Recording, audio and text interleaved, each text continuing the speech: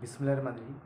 सूरह जिन की अगर 3 आयतों का मैं आपके सामने खुलासा रखूँ तो उसमें देखिए कि जिन क्या कहते हैं कि ऐ मोहम्मद सल्लल्लाहु अलैहि वसल्लम आप कह दीजिए कि जिन्नों की जमात ने इस कुरान को सुना और उन्होंने कहा कि हमने एक दिल को लुभाने वाला कुरान सुना है जो कि हिदायत देता है सीधे रास्ते की तरफ, और हम उस पर ईमान ले आए, और ये कि हम अपने रब के साथ किसी को भी शरीक नहीं ठहराएंगे। यानी कुरान सुनते से ही जिन्होंने जो अल्फाज कहे वो ये कि हमने हिदायत देने वाली चीज़ को सुना है, यानी वो चीज़ जो हमको हिदायत दे, जो हमको रहनुमाई दे, जो हमको बताए कि सीधा रास्ता कौन सा है। और दूसरी बात ये कि हम अपने रब के साथ इस कुरान को पढ़ने के बाद, इस कुरान को सुनने के बाद हम ये समझ गए कि हम अपने रब के साथ कोई शरीक नहीं है, और हम कभी भी अपने रब के साथ किसी को शरीक नहीं ठहराएंगे।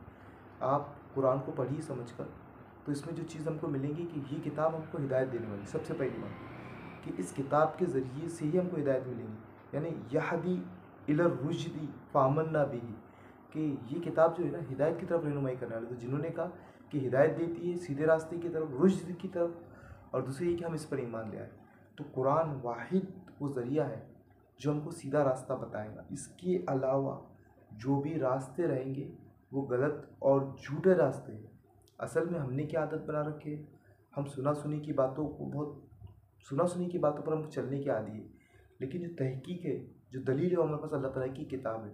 तो हम हर चीज़ को इस किताब पर परखें। अल्लाह ताला ने इसको फुरकान कहा है, तो हम जांचें कि अल्लाह ताला कि सही क्या है और गलत क्या है। ये किताब हमको बताएंगी कि सीधा रास्ता कौन सा है और गलत रास्ता कौन सा है। फिर जो सबसे अहम बात इसमें ये बताया गया कि जो कुरान पढ़ेगा, जो कुरान सुनेगा, तो कुरान पढ़कर उसे पता चल जाएगा कि अल्लाह के अलावा कोई माबूद नहीं। आगे जो उन्होंने बताया, हमारे रब की ज़ात जो है वो बहुत बुलंद है, और उसने किसी को बीवी और किसी को बेटा नहीं बनाया। यानी वो रब जिसकी हम बंदगी और इबादत करते हैं, कुरान ये बताता है कि अल्लाह का कोई शरीक नहीं, उसके अलावा किसी की इबादत नहीं की जा सकती।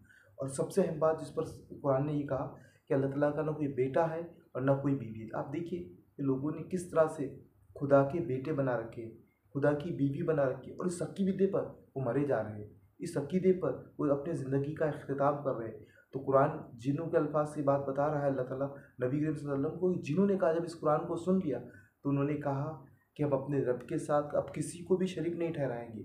और दूसरा ये कि कुरान हमको जो हिदायत देता है, पहली बात जो बयान की गई कि हमको सीधे रास्ते की तरफ रहनुमाई देता है, रहनुमाई करता है। और दूसरी ये कि हम अपने रब के साथ किसी को शरीक नहीं ठहराएंगे, ना उसका कोई बेटा है और ना ही उसकी कोई बीवी है। तो यकीन जानिए कि ये कुरान जो है ये हिदायत का रास्ता है। तो बस इस हिदायत के रास्ते की तरफ आने की ज़रूरत है। आप अपनी ज़ुबान में कुरान को समझिए, कुरान को पढ़िए। ये वो किताब है जो हमको कामयाबी की तरफ ले जाती है, हिदायत की तरफ ले जाती है, अल्लाह की तरफ ले जाती है।